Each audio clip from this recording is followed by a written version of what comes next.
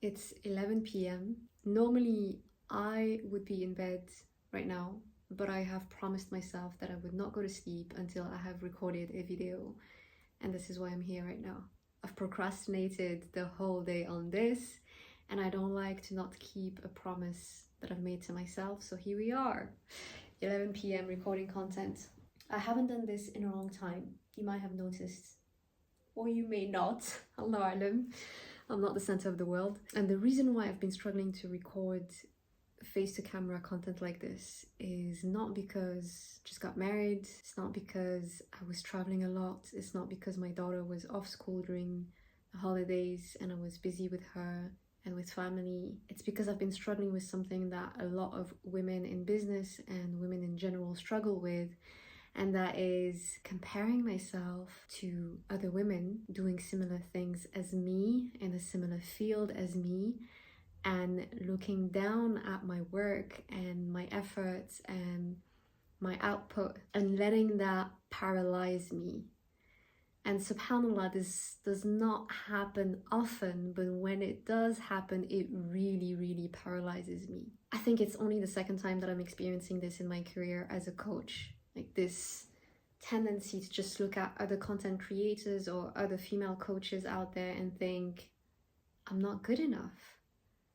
And I thought it was important for me to come here and talk about this so that you can see that even the person who's confident and has a self-esteem that's healthy will go through these phases of comparing herself to other women. I believe that I am one of the most confident women that I know. Even my therapist this week told me that I come across as a very confident woman, because I am, alhamdulillah, I've always been. And yet, there is something in human nature that makes us compare ourselves to other people. It's like we just can't avoid it. And this disease of comparison can affect literally everyone. So you are not alone in this. Today I want to talk about the things that we can do in order to stop this nonsense and get back on track so that we can make progress on our goals, inshallah. So the first thing that I like to tell myself when I get stuck in these phases, and alhamdulillah I have friends reminding me of this as well, and it's just thinking about the fact that Allah subhanahu wa ta'ala has created you unique. There's no other soul like yours. And also you are the only person who has the story that you have. And not only that, but Allah has created your rizq for you and for you only. No matter what happens, independently of what other people think of you, say about you, do to you, your rizq is gonna come to you. Whether they want it or not, whether you want it or not, your rizq is written for you. Subhanallah. And this reminds me of one of the sentences that I've loved the most when I was in a spiritual retreat recently. One of the shuyukh said, your rizq loves you more than you love it, because your rizq was created only for you. However, you were created for many things, but your rizq was created solely for you. Your rizq is chasing you, you don't have to chase it.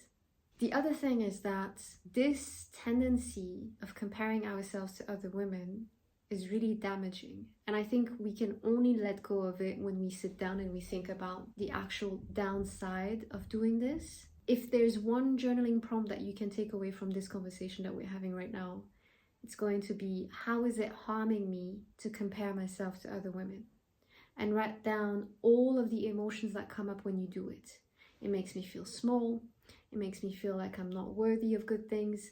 It makes me feel miserable. It stops me from doing the things that I want to be doing. It makes me waste so much time. And it's only when you take that time to think about it like this that you'll be able to let go of that bad habit. The next thing that we need to do is also think about the triggers. What triggers you to compare yourself to other women? For me, I know social media. Social media. And one of the reasons why I hate social media and I have this relationship with it, which is mainly hate. I love the connection part of it and like the ability to write, to do something creative, to share my creativity with the world. But unfortunately, that's only a small part of social media nowadays. A big part has to do with consuming. And when we consume, we are forced to see what other people are doing, but we only see a small percentage of what they're actually doing. We only see the good stuff happening in their lives, the good stuff happening with their businesses. And the reality is that behind that, there's so much struggle, there's so much pain, there's so many problems that people don't talk about. So that representation is not actually accurate. But you only see the good stuff. So you're thinking, why is my life not that good, right? So what are your triggers?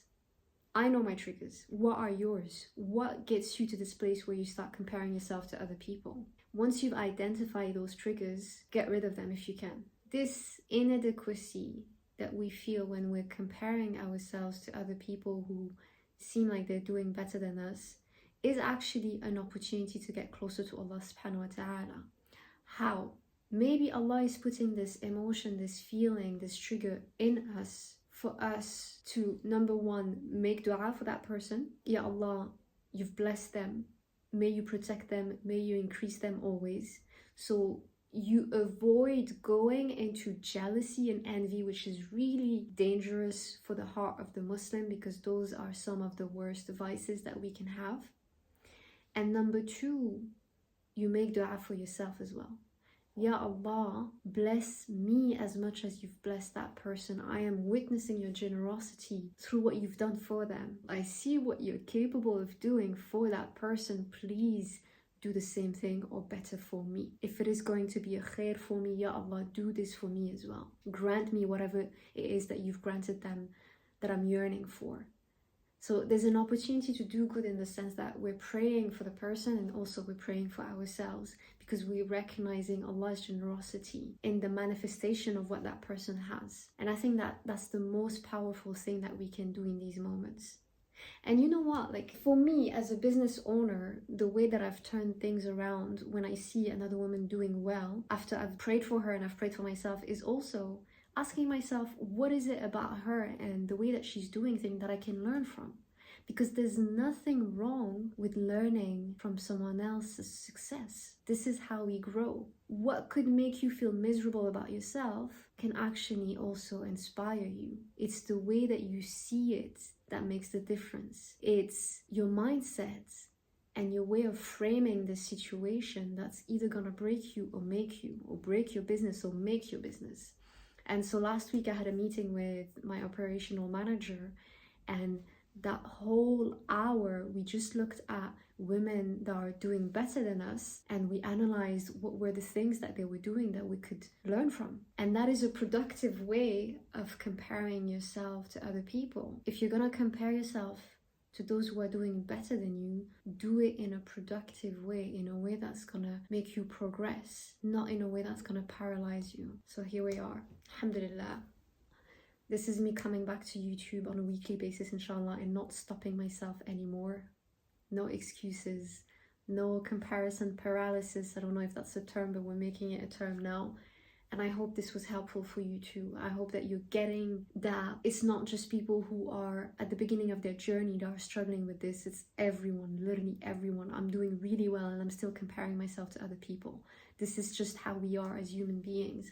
But we've got to learn how to use these tendencies that we have in our advantage. Let me know in the comments, inshallah, how you are planning on turning your tendency to compare yourself into something beneficial. Don't forget that if you want to be on this journey of growing your business as a coach, you don't have to do this alone. I am here, my team is here. We have 2 amazing programs for you. If you are at the beginning of your journey, then the Thriving Coach Training, which is a certified program for aspiring Muslim life coaches, is open for registration. And the Mastermind, which is for existing coaches, not just life coaches, but Muslim women coaches who are struggling to generate income, is also open for registration, but it's closing very soon. At the end of this week, inshallah, we're starting. So if you want to know more about these programs, just make sure to get in touch with us. Check out the link in the description box below, inshallah. Let me know what you want me to talk about in next week's video. I'm pretty much improvising week by week at this point. This is how we roll over here at the moment. But I am looking forward to hearing your suggestions. Take care of yourself. Ma salama.